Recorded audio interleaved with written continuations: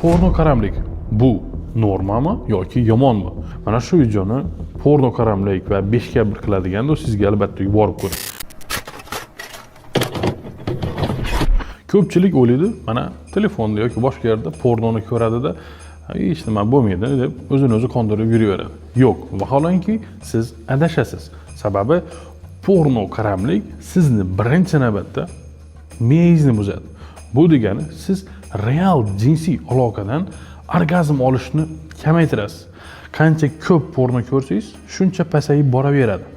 Jinsiy aloqadan orgazm olishingiz kerak bo'lsa nolga tushadi. Shunaqa bemorlarim bor, menga murojaat qilishadi. Doktor, yaqinda uylandim. Sperma chiqmayapti, bo'shana olmayapman, orgazm ola olmayapman deydi. Ayolimga qiziqishim ham yo'q deydi. So'rab surishtirsak, porno qaramlik bor. Kamida 5 yil, 10 yildan beri porno ko'radi, ilonni bug'adi. Bu bilan u o'zini mana shu holatga olib kelib qo'ygan. Sizlarga maslahatim, mana shu porno qaramlik va 5/1 ni to'xtating. Bu sizning kelajagingizga to'sqinlik qiladi.